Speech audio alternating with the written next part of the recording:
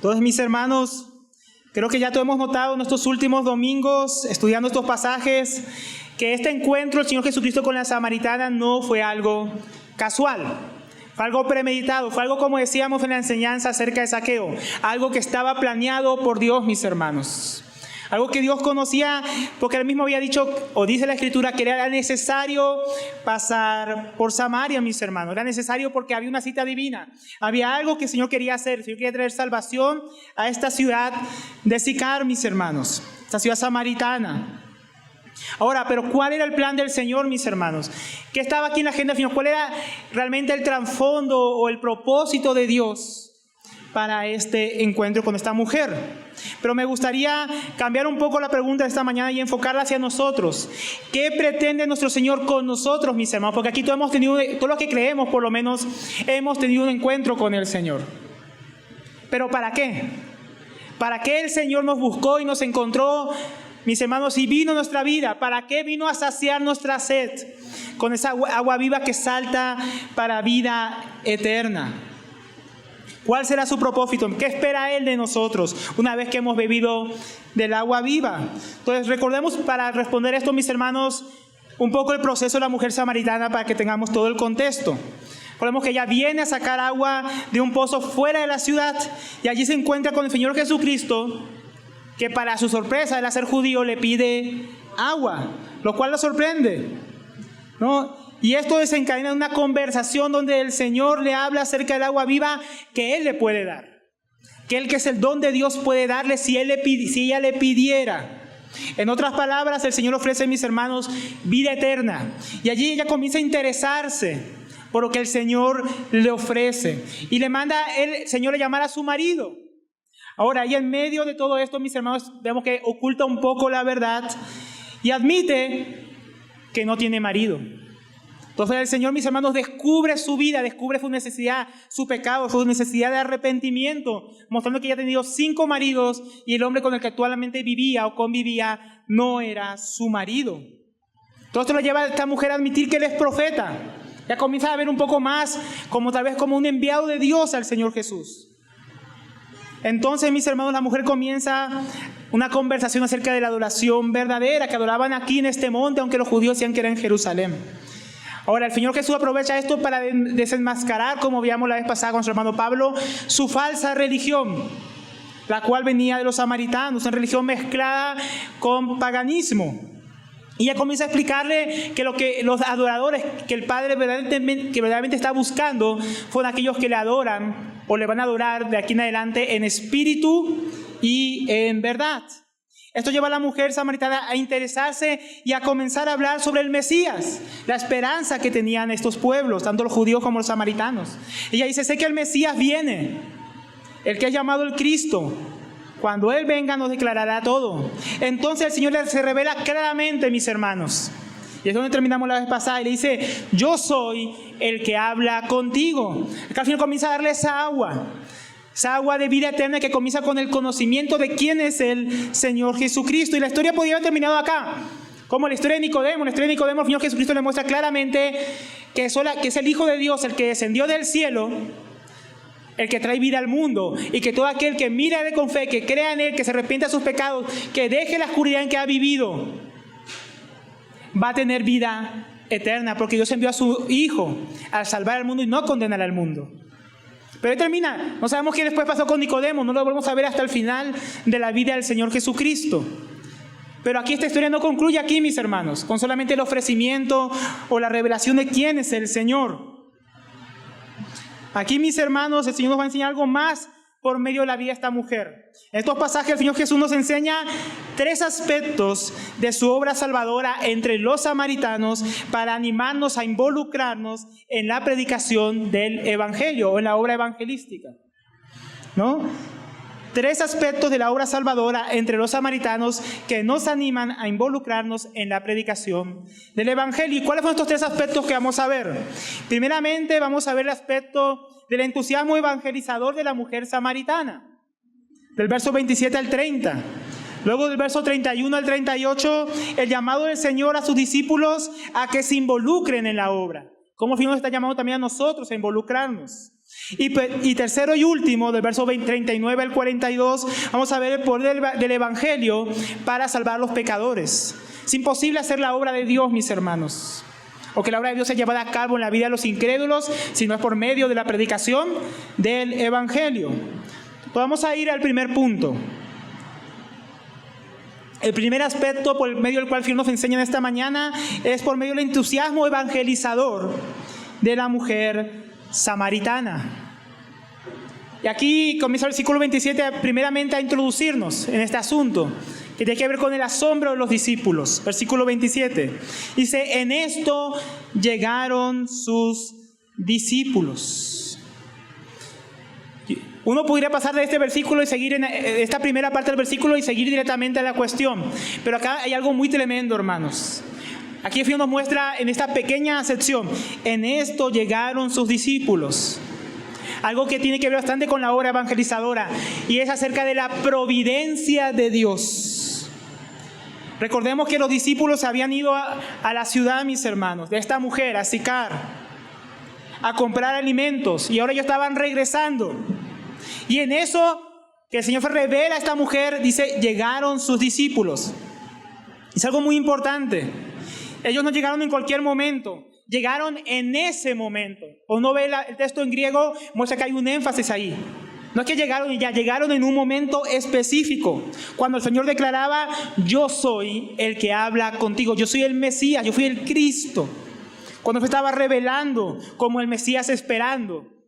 Entonces, eso nos muestra, mis hermanos, cómo el don de Dios, cómo el agua viva que podía saciar su sed se estaba revelando a esta mujer, pero no solamente a ellos, sino también a sus discípulos.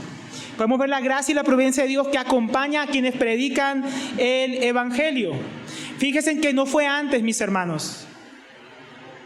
Esta conversación podía haber terminado, los discípulos llegar después. Ellos perderse de esta declaración. También podía haber ocurrido que ellos llegaran antes, interrumpieran al Señor Jesús y Él no pudiera revelarse como quien era a esta mujer. Ahora, mis hermanos, esto que pasó aquí es algo que yo creo que los que predicamos el Evangelio, que tenemos oportunidad a veces de compartir con personas, hemos experimentado. A veces hemos experimentado como experimentamos el jueves, que pude acompañar un rato a los hermanos en la evangelización que se hizo, rechazo. La hora y media o 2 horas que pude estar con los hermanos, personas insultando, personas no quiero escuchar de eso, personas no me hable de eso.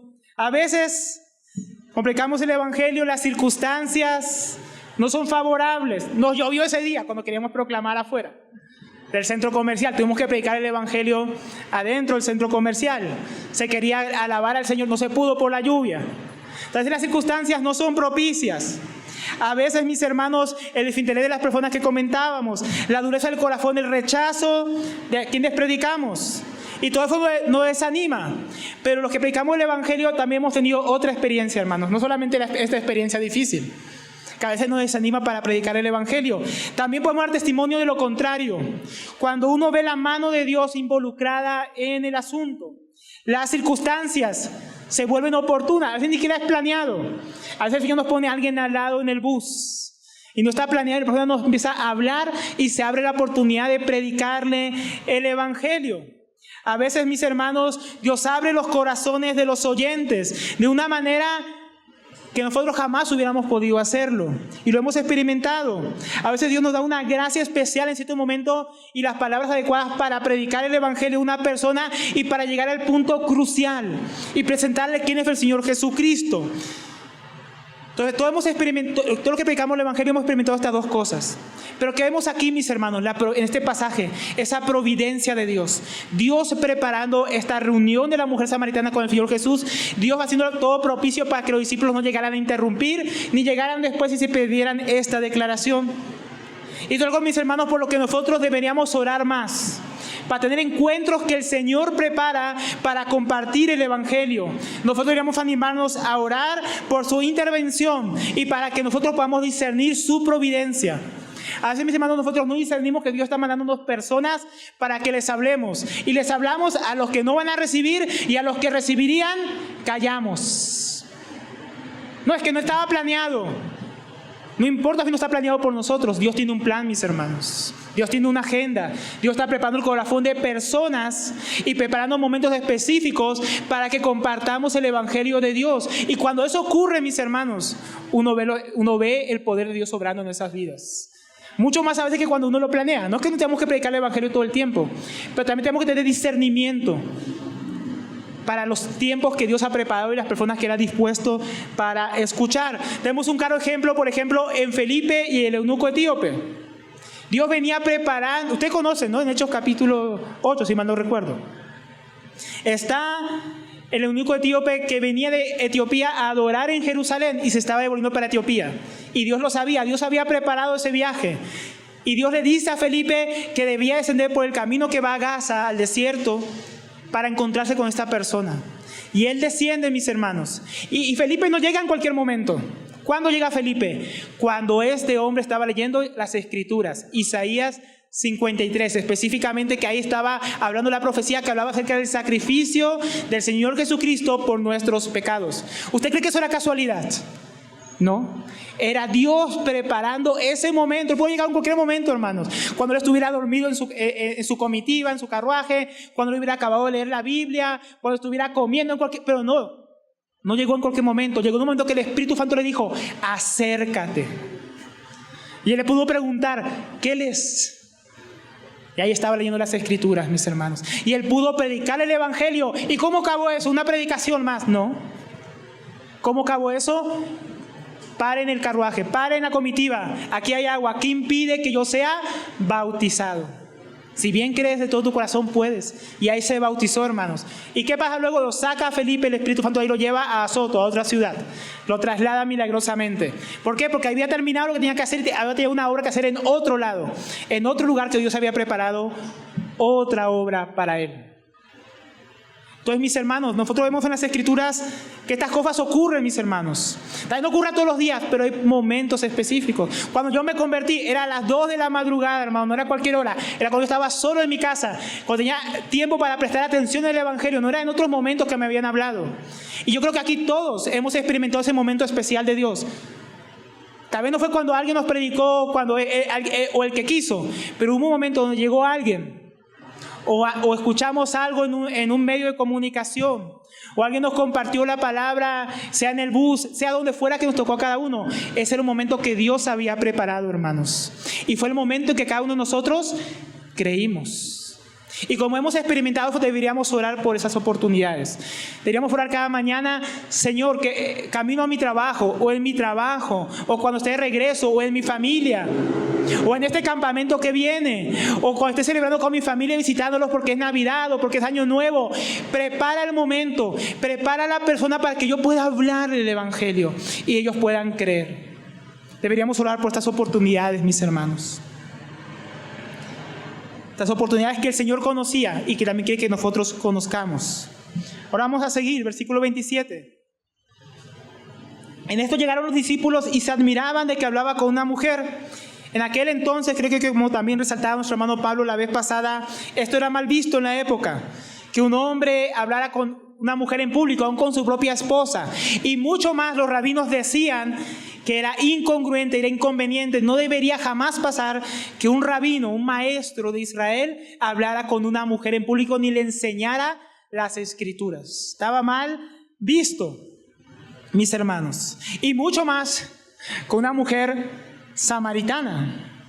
Sin embargo, allí estaba el maestro hablando con una mujer, lo cual lo llenaba de asombro. Ahora, mis hermanos, este pasaje es bastante interesante porque Juan en su evangelio pone varios asuntos siempre en paralelo. ¿Qué hay aquí en paralelo, mis hermanos? Hace poco nos habló la historia de Nicodemo y ahora nos habla la historia de la mujer.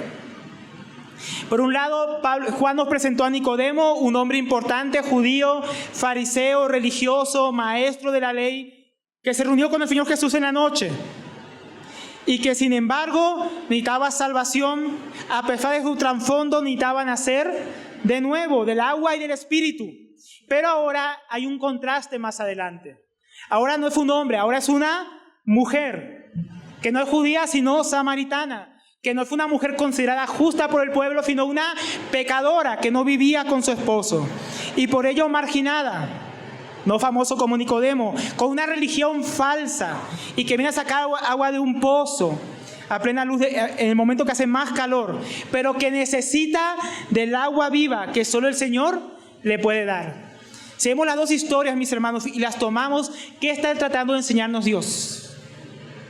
Que Dios es capaz de salvar a todo tipo de personas, al más religioso de nosotros, como veíamos la vez pasada con Nicodemo, y a la más pecadora, como la mujer, y más marginada, como la mujer samaritana. No importa si eres hombre o mujer, no importa si eres religioso o vives en el peor de los pecados, Dios puede salvarte. Dios no hace excepción de personas. Dios no prefiere a los hombres sobre las mujeres, ni a las mujeres sobre los hombres, ni a los ricos sobre los pobres, ni a los pobres sobre los ricos. Dios no hace excepción de personas. Dios ofrece a todo el mundo la misma salvación. Y Jesús, como el Hijo de Dios hecho hombre, no se dejaba gobernar por las tradiciones humanas. Él se podía poner al mismo nivel de un hombre y al mismo nivel de una mujer con tal de predicar el Evangelio. Y fue algo tremendo, mis hermanos, porque nos muestra que cuando predicamos el Evangelio, las barreras tienen que caer para que lleguemos a las personas con la palabra de Dios. ¿Qué más nos muestra este pasaje? Dice que no se atrevieron a preguntarle, pero ninguno le preguntó, ¿qué buscas? ¿O por qué hablas con ella? Ahora, ¿por qué no le preguntaron? No dice el pasaje, no sabemos. Pero los discípulos ya estaban acostumbrados a ver al Señor Jesucristo, a su Maestro, hacer las cosas al revés de como los rabinos decían que había que hacerlas. Los rabinos decían que lavarse la mano antes de comer, no hay que comer cualquier cosa porque lo de que entra por la boca puede contaminar al hombre, porque ustedes no ayunan. Entonces, los discípulos estaban acostumbrados a ver que el Señor Jesús no era como los otros rabinos. Entonces ellos, en vez de preguntarle, y como estaban acostumbrados a ver estas escenas en el Señor Jesús, y en vez de comenzar a murmurar o a criticar lo que el Señor hacía, dice que ellos se admiraron, que se llenaron de asombro por lo que estaban viendo. Estaban viendo que él estaba predicando el Evangelio a una mujer.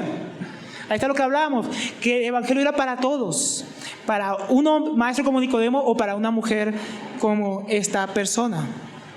Todos los discípulos están haciendo una lección muy importante, y esto nos tiene que animar a nosotros a predicar el Evangelio a cualquiera, hermanos. La evangelización no debe tener ninguna barrera, no debe tener ninguna razón social. No es que me va a robar, no, yo que le voy a predicar a ese ahí, o esa que está ahí, yo que le voy a hablar porque tiene mucho dinero, no va a escuchar, o ese allá es pobre, o ese allá tiene esto o lo otro. A veces pensamos que hay limitaciones para predicar el Evangelio por la condición de las personas, pero el Señor Jesús no tenía ningún límite con tal de cumplir el mandato que su Padre le había dado. Y nosotros no debemos tener ninguna excusa cuando vamos a predicar el Evangelio.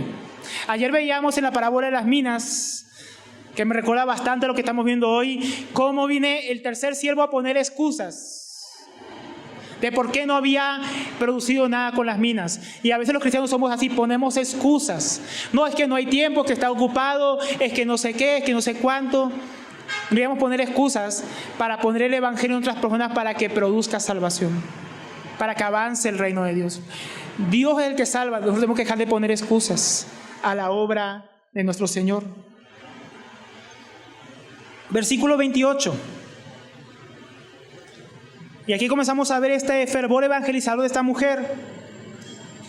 Dice, entonces la mujer dejó su cántaro y fue a la ciudad y dijo a los hombres, vengan, vean a un hombre que me dijo todo cuanto hice. ¿No será este el Cristo?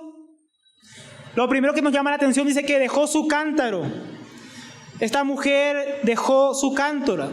Eso es muy importante. No dice que lo olvidó. Algunos comentaristas dicen, no, que esta mujer olvidó el cántaro por todo lo que había recibido. No, ella no se olvidó del cántaro. Lo dejó. Eso habla de intencionalidad. Ella fue intencional en dejarlo. Ella había tenido un cántaro bien pesado, bien grande, que se usaba en aquella época para sacar agua del pozo. Pero ni saca agua, ni se lleva su cántaro. Entonces la mujer dejó su cántaro y fue a la ciudad y dijo a los hombres, vengan, vean lo que un hombre me dijo, todo cuanto yo hice. ¿No será este el Cristo? Ella, mis hermanos, había pedido al Señor anteriormente, en el versículo 15, Señor, dame de esa agua, para que no tenga sed ni venga hasta aquí a sacarla. La mujer, mis hermanos, había venido con una intención, recibir agua. Señor Jesús le puede dar una agua viva y dice, bueno, dame esa agua viva para que no tenga que seguir viniendo acá. Ella tenía un propósito cuando vino ese pozo, obtener agua, ¿no? Pero ahora ella tenía algo más grande que ella había venido a buscar. Ella había recibido agua viva, pero esa agua viva no era lo que ella esperaba.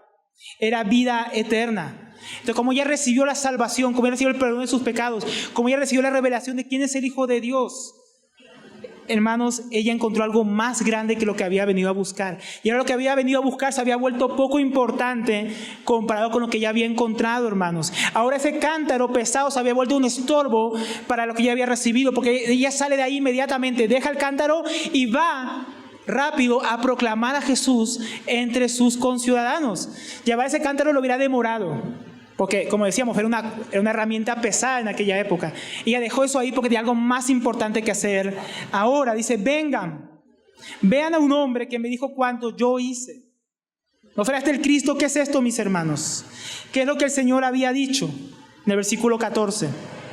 Pero el agua del que yo daré, pero el que beba del agua que yo daré no tendrá sed jamás, sino que el agua que yo le daré se convertirá en él una fuente de agua que brota para la vida eterna. Entonces esta mujer, al recibir el agua viva, hermanos, al estar saciada su sed, deja su cántaro ahí y ahora ella va a llevar agua viva a otros, pero no con un cántaro, hermanos, sino con su testimonio.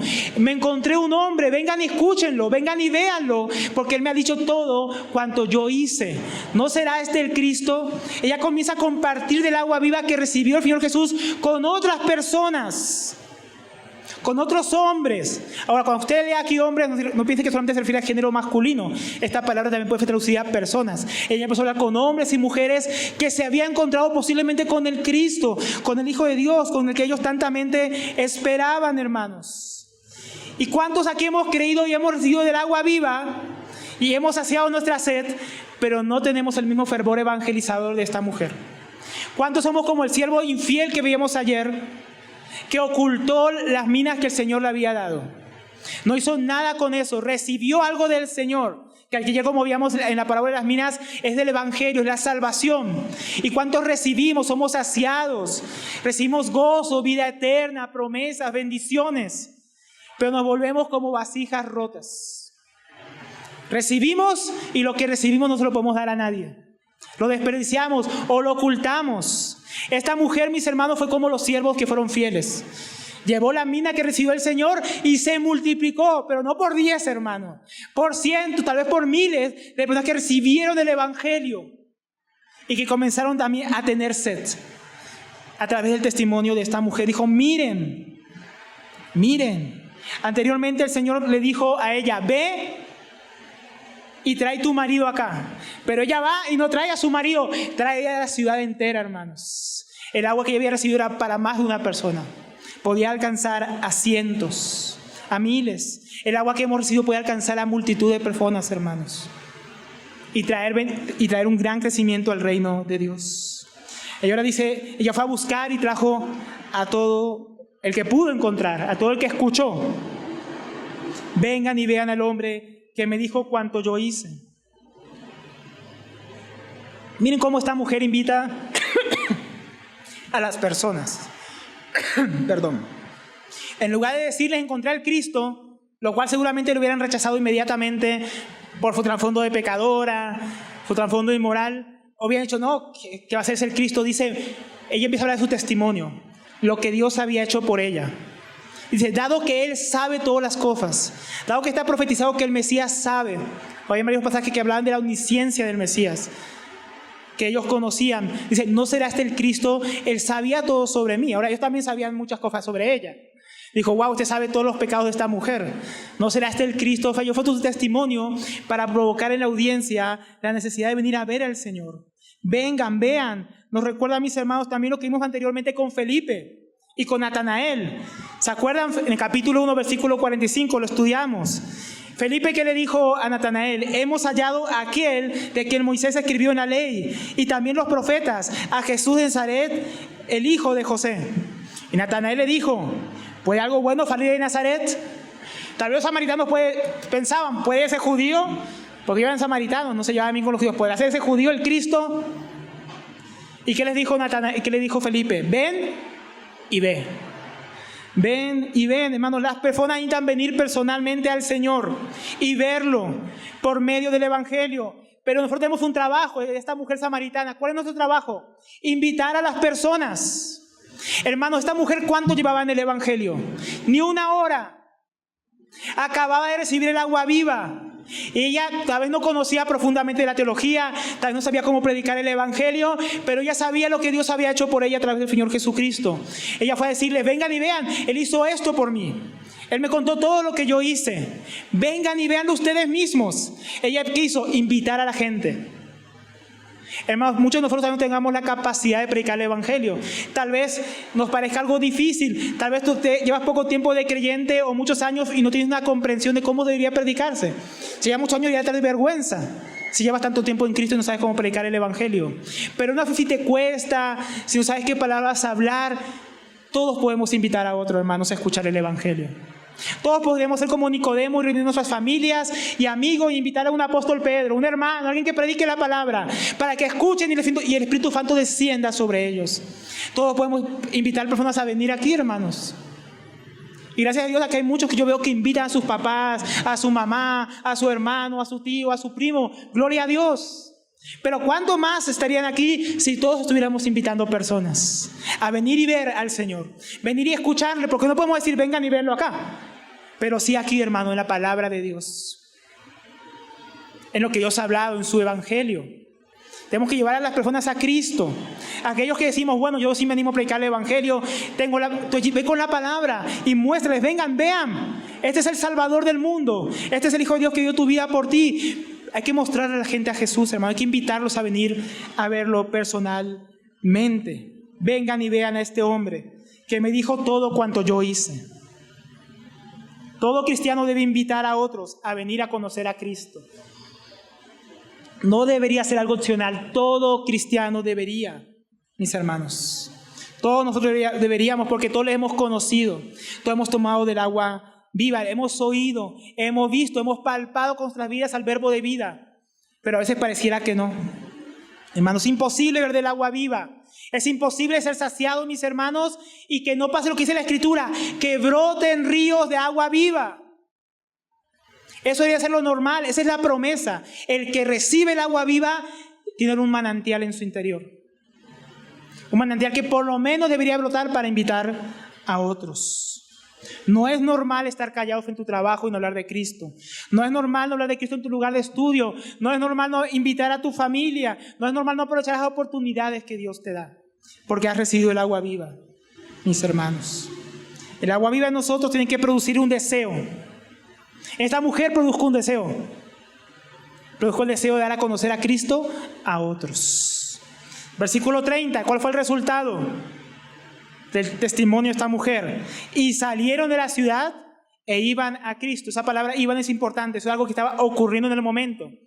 O sea que hay algo más que estaba ocurriendo. ¿Qué estaba ocurriendo, hermanos? Porque el trabajo no termina allí. Ahora va a salir esta multitud a ver al Señor, a conocer al Señor. Van a salir con sed, por lo que le contó la mujer samaritana, con necesidad de salvación. La obra no había acabado ahí, eso nos lleva al segundo punto. El llamado del Señor a sus discípulos a que se involucren en su obra. Ahora iba a haber un gran trabajo que hacer con toda esta gente que iba a llegar. Y el Señor va a preparar a los discípulos para recibir a esta multitud. Dice, mientras tanto, mientras esta gente venía hacia el Señor, podemos imaginar ese momento, gente empieza a salir de Sicar en dirección al pozo. Pero mientras esto pasaba, algo también estaba pasando en el pozo. Los discípulos le rogaban diciendo, Rabí, come, ¿no? Esta mujer samaritana había hablado a todas estas personas, pero los discípulos estaban preocupados por otro asunto. Un asunto natural, un asunto trivial, un asunto diario, ¿no? Ellos habían ido a la ciudad de todos modos, ¿para qué? Para comprar comida, y habían vuelto con la comida, y yo decía, ¿y nos vas a comer, Señor? Come algo. Para eso fuimos. Tal vez ellos ya habían comido. O tal vez querían comer, pero no se atrevían a comer si él no comía. Entonces le decían, come, Señor, porque también tenemos hambre nosotros. Estaban preocupados por la comida, como algunos aquí están preocupados por los sándwiches que van a comer después cuando salgan. No piensen en eso, hermano. Piensen en el alimento espiritual que estamos viendo aquí. Dice, hermano, qué parecido nosotros somos a estos discípulos. Preocupados, ¿no? Como decíamos, por los sándwiches, por tantas cosas materiales, naturales, tantas necesidades, hermanos, por comida, bebida, trabajo, lo que tengo que hacer, tantas cosas. Mañana es lunes, ahora viene el campamento, pero me faltan tantas cosas que preparar. Pero ¿cuál era la prioridad del Señor Jesús? Ellos se preocupaban por las cosas naturales, como hablábamos en la cena, por las cosas de la tierra. Pero ¿qué dice el versículo 32? Pero Él les dijo: yo tengo para comer otra comida que ustedes no saben. Y acá hay dos palabras que, aunque en español se dicen igual, no es lo mismo. No, la palabra comer y la palabra comida. ¿No? Comer es el hecho de comer, comida es lo que uno come.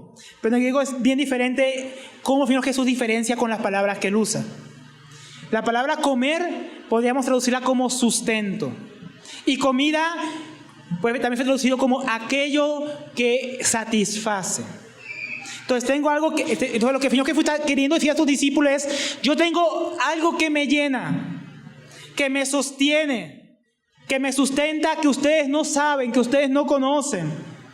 Había algo que los discípulos no conocían. Ellos conocían la comida natural, pero no conocían aquello que podía llenar al Señor y que satisfacía su alma.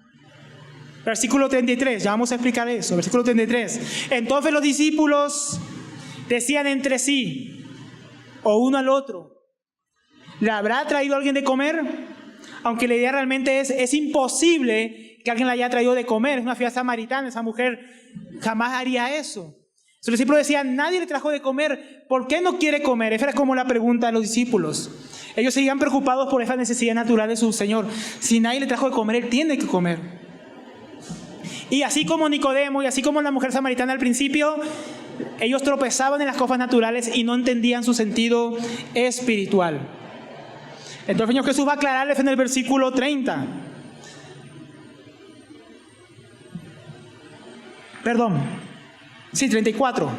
Jesús les dijo: mi comida, o sea, aquello que me sustenta, aquello que me llena, aquello que me satisface, es hacer la voluntad del que me envió y llevar a cabo su obra. El Señor Jesucristo tenía una prioridad diferente a sus discípulos. Ellos priorizaban las cosas naturales. El Señor Jesús priorizaba la voluntad de Dios. El Evangelio de Juan capítulo 5 versículo 30 dice: porque no busco mi voluntad, sino la voluntad del que me envió. En el capítulo 6, 38 también añade: porque he descendido del cielo, no para hacer mi voluntad, sino la voluntad del que me envió. De lo que el Señor Jesús lo sustentaba, lo que lo llenaba, como decíamos, lo que lo satisfacía, era hacer la voluntad del que lo envió, hacer la voluntad de su Padre. Y Él añade: y completar la obra de Dios. Con mi comida, hacer la voluntad del que me envió y llevar a cabo su obra. Llevar a cabo podríamos traducirlo como completar, terminar, acabar. Entonces no solamente era comenzar a hacer la voluntad de Dios, mis hermanos, sino llevar a término, hacer la obra completa que Él había venido a hacer, la cual Él completó en la cruz. Él vino para salvar a los pecadores por medio de la fe y el arrepentimiento, por medio de la fe en el Evangelio.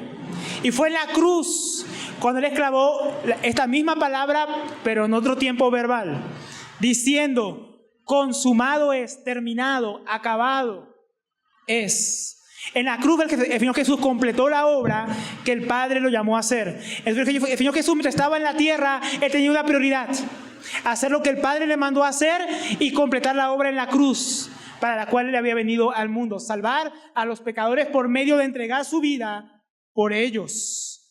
El hermano Warren Wiersbe añade algo muy importante: cómo nosotros debíamos interpretar esto para nuestras vidas.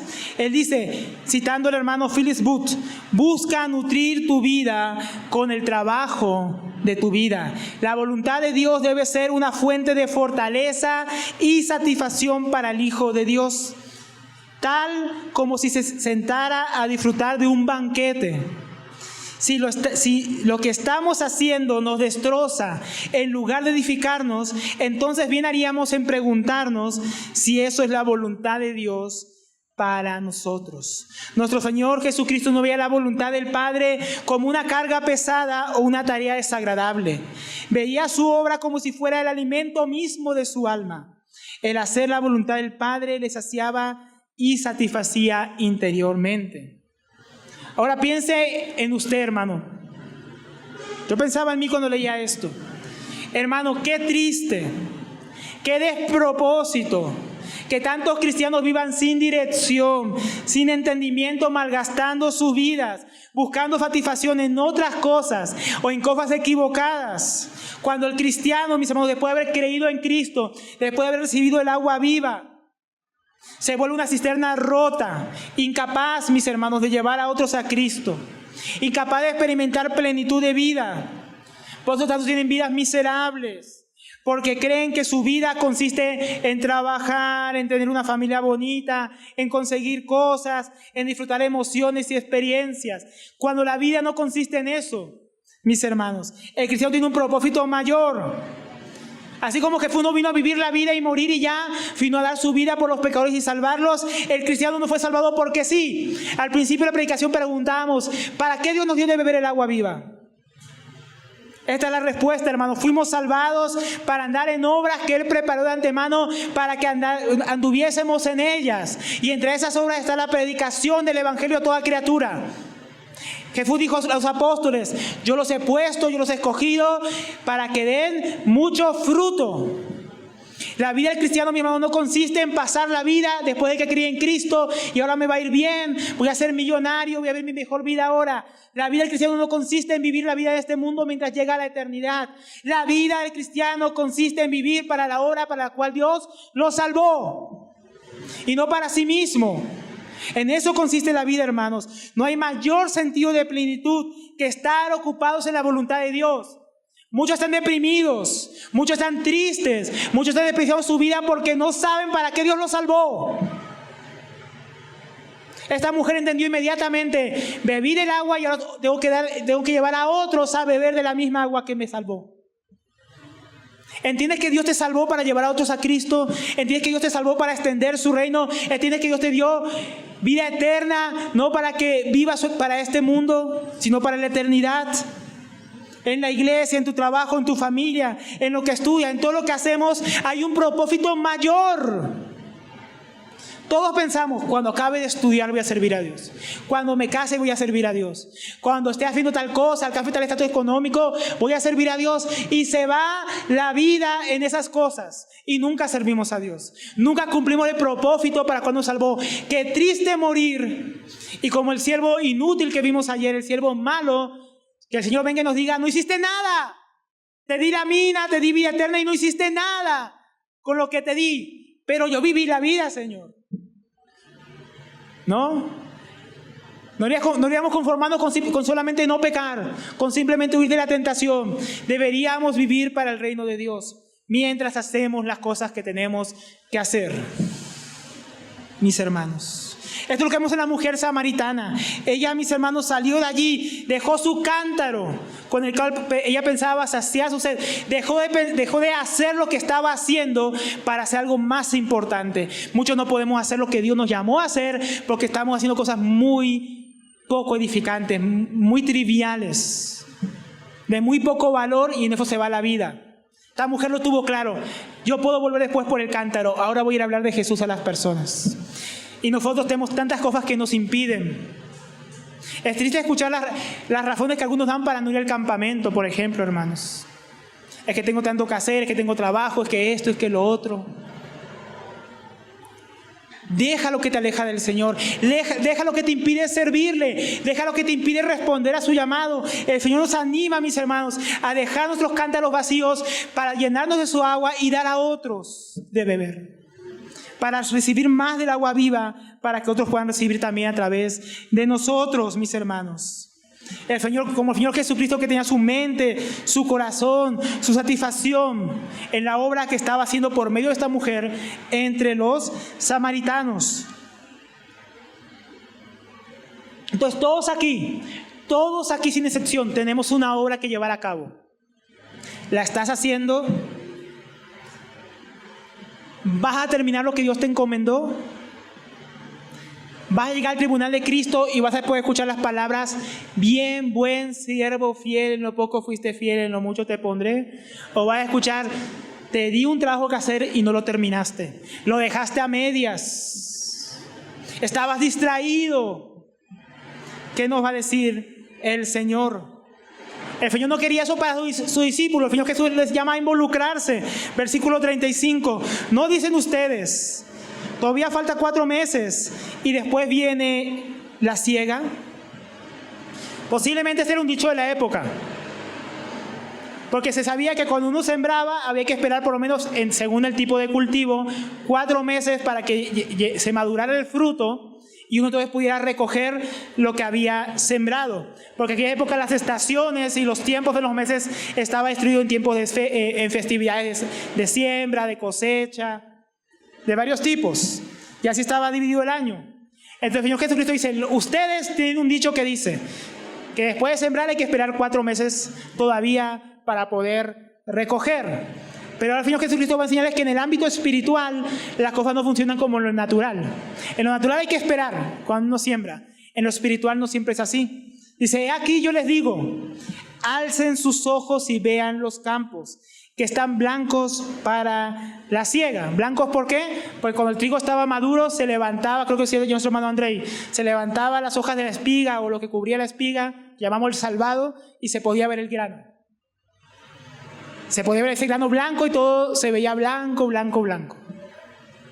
Entonces, mis hermanos, ellos tenían que ver la señal de que ya estaba maduro el fruto espiritual para ser recogido. Los samaritanos, imagínense ese momento. Está el Señor Jesús con los discípulos hablando.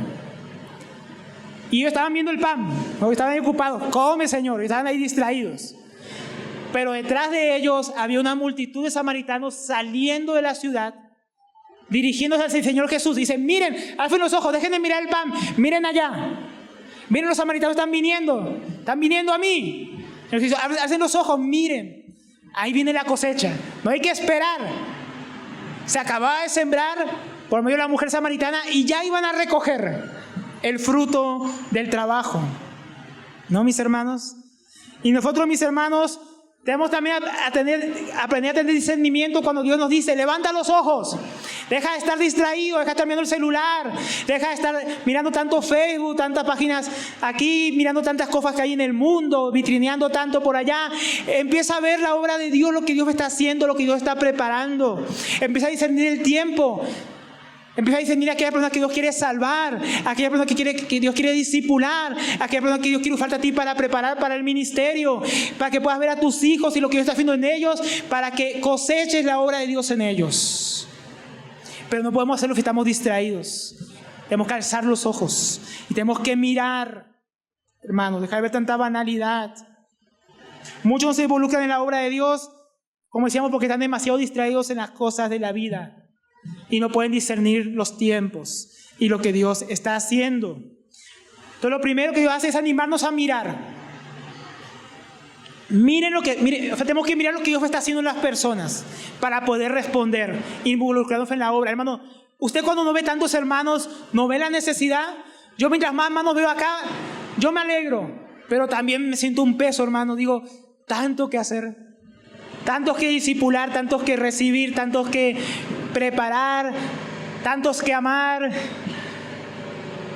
Hermanos, uno ve tanto trabajo y uno dice, parece que a veces los hermanos están dormidos, no se dan cuenta.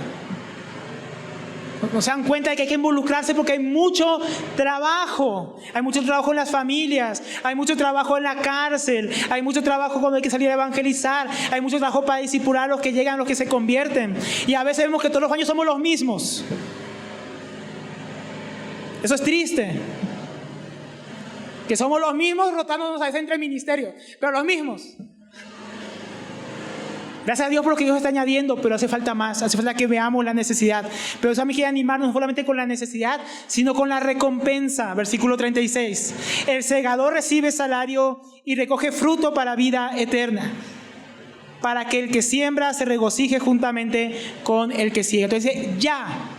Ese ya pertenece al versículo 36, aunque la Reina Valera lo ponga en el 35. Ya el segador recibe salario. Entonces el Señor lo anima a participar de su obra y aún nos dice que hay recompensa. Esta palabra salario se puede traducir por paga, por recompensa, por premio. O sea que el Señor Jesucristo dice que hay una recompensa para aquellos que se involucran en su obra. Pero no piense, no, es que si yo sirvo al Señor voy a ser millonario. Porque si yo sigo al Señor, Dios me va a prosperar. No es esa recompensa, hermano. No es una recompensa temporal. Porque miren lo que dice. Y recoge fruto para vida. de ahora y ya.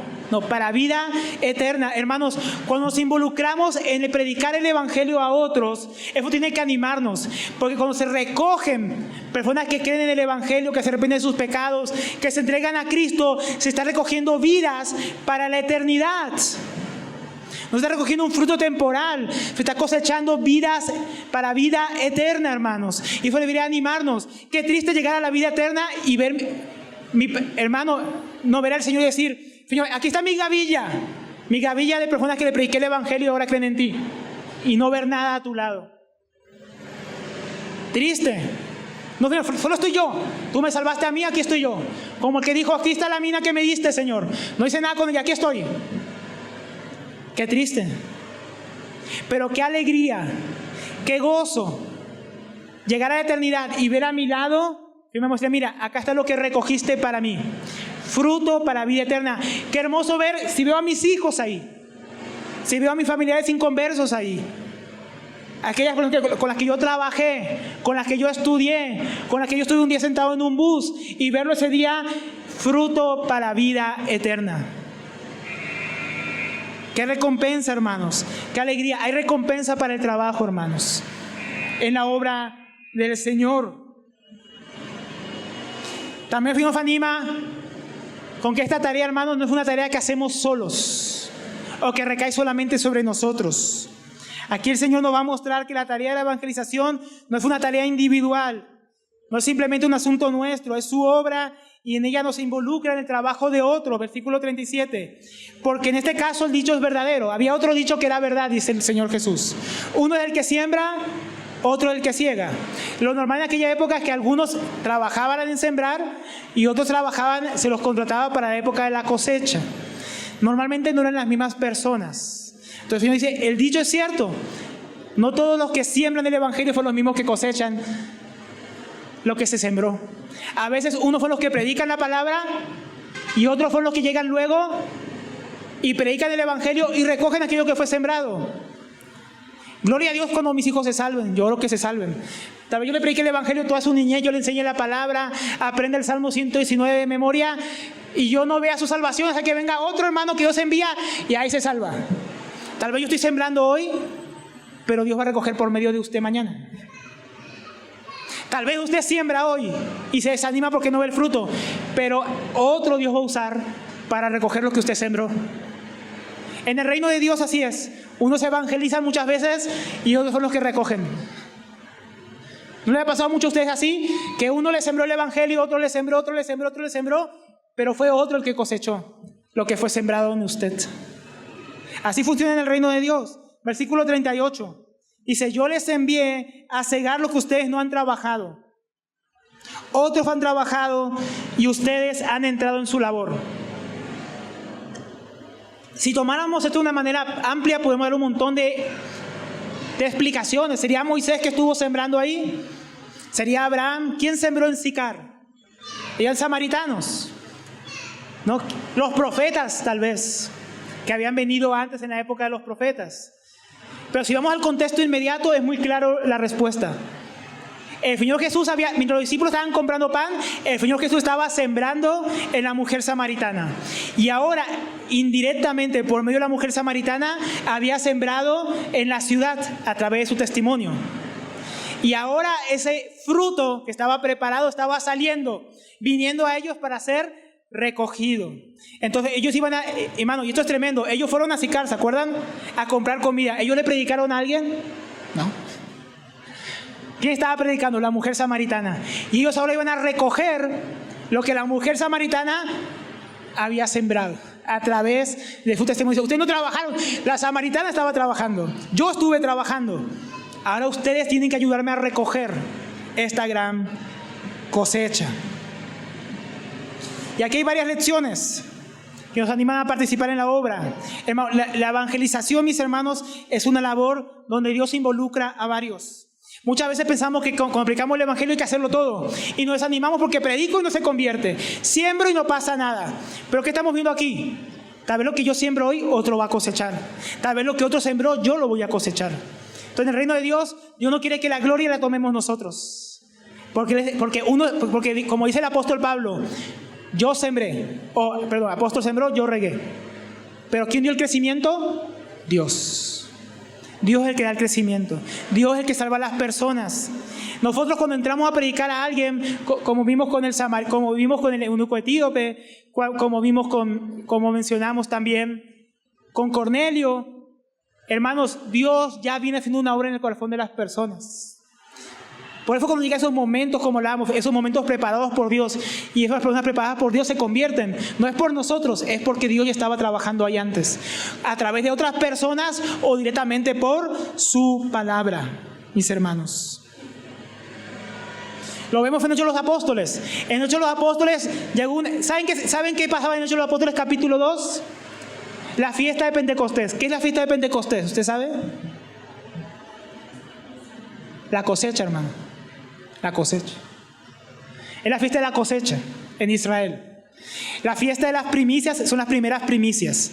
Ahí cuando comienza la Pascua. Pero 50 días después ya está maduro todo el trigo. Y ya se puede recoger todo. Esa es la fiesta de la cosecha en Israel. La fiesta que llamamos de Pentecostés, que se llama la fiesta de las semanas. Entonces, mis hermanos, ¿qué pasó en Pentecostés? Vino una gran multitud de todas las naciones, preparado por Dios, y Pedro predica el evangelio. ¿Y qué ocurre? Una gran cosecha. Pero ¿Pedro había sembrado ahí? No. Dios venía sembrando por su palabra en los judíos por generaciones. Y en un momento, cuando llegó a estar maduro el pueblo de Israel, llegó la salvación por medio de Jesucristo, predica el evangelio, 3,000 se convirtieron. Más tarde también Felipe iba a llegar a los samaritanos, iba a cosechar una mayor cosecha todavía de lo que Jesús había sembrado ahí entre ellos. Entonces vemos que, mis hermanos, cuando recogemos para Dios es porque Dios ya viene haciendo una obra. Entonces no tenemos que estar preocupados por toda la obra, porque la obra es de Dios. Dios tiene que animarnos a participar. Dios nos envía a cegar lo que Él ha preparado, hermanos, lo que Él ha obrado en el corazón de otras personas. Último punto. Me perdonan si me demoro unos minutos más. El último punto es el poder del evangelio de Dios para salvar a los pecadores. Hay que invitar a las personas, como vimos con la mujer samaritana. Hay que involucrarse en la obra de Dios para recoger la cosecha de lo que Dios viene preparando en las personas. Pero ¿saben qué más es importante, hermanos? ¿Cómo se recoge la cosecha? No puede ser de cualquier manera. Como mencionamos con el apóstol Pedro, tiene que ser a través del evangelio. Versículo 39. Ahí se ve el efecto del testimonio de la mujer. Juan retoma la historia donde quedamos. La multitud está saliendo a buscar al Señor Jesús, ¿no? Y de aquella ciudad, muchos de los samaritanos, no todos, pero muchos creyeron en Él por la palabra de la mujer. ¿Qué era la palabra de la mujer? El testimonio que ella daba diciendo: Él me dijo todo lo que hice. Entonces aquí vemos el maravilloso efecto que tiene el testimonio de esta mujer samaritana, no, de una pecadora sedienta que al recibir el agua viva de Cristo se convierte y comparte con otros la experiencia que tuvo con el Señor. Ya contaba a las personas y muchos creían, pero no hay que confundir este creer con la salvación, hermanos. Ellos todavía no creían que Jesús era el Mesías. Ella decía: ¿no será este el Cristo? Ellos creían: bueno, hay que salir a ver a este hombre. Pero no siempre que se encuentre la palabra fe es que la gente ya era salva. Entonces la gente creía por la palabra de ella y fue a ver a Jesús, porque creían, porque confiaban en el testimonio de ella. Pero eso no era el final del camino. Como dijimos, hay que recoger la cosecha. Versículo 40. De modo que cuando los samaritanos vinieron a él, le rogaban que se quedara con ellos, y se quedó allí 2 días. Ahora los samaritanos habían venido a él personalmente, ¿no? A fin de escuchar el testimonio de primera mano. Y ahora ellos, mis hermanos, a pesar de ser judíos, lo invitan a que hace 2 días con él. ¿Y cuál fue el efecto? No, el efecto de la mujer samaritana, muchos creyeron por el testimonio de ella, pero no eran salvos. Miren ahora el efecto del Señor Jesús, versículo 41. Y muchos más creyeron por su palabra. Y decían a la mujer: ya no creemos por tu dicho o tus palabras, porque nosotros mismos por nuestra cuenta le hemos oído. Entonces, esto nos muestra que hay una necesidad, mis hermanos, de que el pecador tenga un encuentro personal con el Señor Jesucristo. La mujer samaritana fue salva y fue saciada su sed porque tuvo un encuentro personal con el Señor Jesús, que se le reveló como el Salvador, como el Mesías esperado. Estas personas solamente escucharon un testimonio, pero ellos necesitaban conocer al Señor Jesús. No solamente un testimonio, hermanos. Muchos más creyeron en Él. Como vemos en el verso 42, eso incluye que habían escuchado el testimonio de la mujer. No solamente la gente que no había creído antes por su testimonio, sino aún los que escucharon el testimonio llegaron a creer fue por las palabras de Jesús. El testimonio de la mujer impactó la vida de muchos, pero la palabra de Cristo impactó mucho más profundamente en aquellos que habían escuchado su testimonio y de los que no. Versículo 41, ya no creemos por tu dicho. Esa palabra en griego es lalía, hablar, por lo que tú has dicho, como por un dicho, por una palabra que tú has dicho, por algo que se dice. Pero cuando dice el Señor Jesús, dice, pero por sus palabras ahora creemos en la palabra logos, es la palabra de Dios. Que ellos lo estaban escuchando ahora. Dice, nosotros le hemos oído sus palabras, la palabra de Dios, por nosotros mismos. Que bueno escuchar el testimonio de otro, pero todos los pecadores necesitan escuchar al Señor Jesús. Necesitan escuchar su palabra, necesitan escuchar su evangelio para recibir la salvación. Hemos oído por nosotros mismos. Y ellos dicen, ahora sabemos, por tu palabra salimos a verle, pero ahora por su palabra creemos que este en verdad es el Salvador del mundo. Qué importante, qué indispensable, hermanos, que las personas escuchen la palabra de Dios. ¿Dónde está la palabra de Dios? ¿En mi testimonio? No, está en la Biblia. La Biblia dice, agradó a Dios salvar al creyente por la locura de la predicación. No por un milagro. Jesús va a salir de aquí y va a ir a Galilea. ¿Y saben qué va a pasar? Los judíos le van a decir, haz una señal. ¿Y Jesús qué les va a decir? Ustedes solo creen si ven señales. ¿Qué señal hizo Jesús en Samaria? Ninguna. Ninguna. Estos samaritanos escucharon que la mujer dijo que le dejó todo lo que hizo, pero no le pidieron ningún milagro. Creyeron que era el Salvador del mundo solamente por escuchar su palabra. Solamente por eso. Samaritanos, mezclados con paganos, creyeron sin ver ningún milagro. Y los judíos más adelante, aún viendo milagros, no iban a creer. Qué tremendo, hermanos. ¿Qué nos muestra esto otra vez? El poder que tiene el Evangelio para salvar a las personas. Hermanos, si nosotros decimos a la gente, Dios te ama, Dios cambió mi vida, qué bueno. Pero tenemos que predicar ese Evangelio. Todos necesitan un encuentro personal con su Salvador por medio de la predicación del Evangelio, que es el poder de Dios para salvar a todo el que cree. Tenemos que hablar, tenemos que predicar el Evangelio centrado en la persona del Hijo de Dios. Entonces los hombres podrán decir, le hemos oído y hemos creído que Él es el Salvador del mundo. Antes de eso van a conocer que Dios hizo cosas por mí, pero no van a saber lo que Dios hizo por ellos, que murió en la cruz y resucitó para su justificación. Entonces, concluyendo, hermanos, en estos pasajes el Señor Jesús nos ha mostrado tres aspectos a través de su obra evangelizadora entre los samaritanos, a fin de que nos animemos a involucrarnos en la predicación del Evangelio. ¿Cuáles fueron estos tres aspectos? El Señor Jesús nos ha mostrado a través del fervor evangelizador de la mujer samaritana que todos los que hemos conocido a Cristo deberíamos invitar a otros a que le conozcan. Segundo, Él nos está llamando a involucrarnos, nos está animando a involucrarnos en su obra.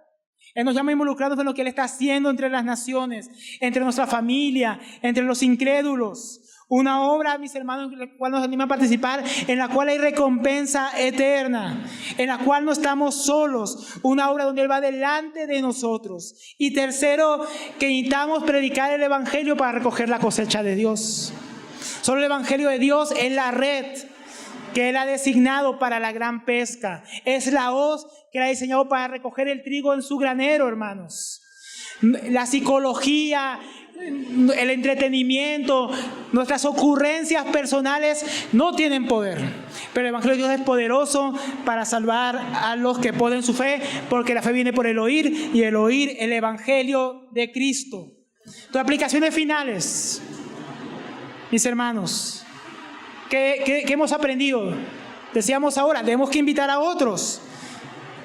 Si todos los que hemos escuchado hoy la palabra, deberíamos salir de aquí e invitar a otros a conocer al Señor, ¿no? Ora que Dios te muestre y te guíe para que conozcas o te muestre maneras prácticas de traer a otros al Señor Jesucristo. Era tremendo cuando aquí hay unos hermanos que tienen empresa, tenían un día a la semana que reunían a todos sus empleados, llevaban al hermano Carlos Raigosa para que le predicara el Evangelio. Una vez una hermana organizó su cumpleaños y me invitó para que predicara el Evangelio a toda su familia. Hermano, ¿cuántas maneras hay? Llevar una torta a tu vecino, invítalos aquí a la reunión, invítalos al campamento, invítalos a la reunión de la iglesia, invita a otros para que escuchen de Cristo. Ora a Dios, ¿cuál será la manera? En tu caso, con la persona que tienes que traer al Señor. Segundo, involúcrate de manera práctica en la obra de Dios. Hoy escuchamos que nos anima a involucrarnos en su obra. La mía es mucha, hermanos. Unos siembran, otros cosechan. ¿En qué parte de la mies te corresponde trabajar a ti? ¿En la parte de sembrar o en la parte de cosechar?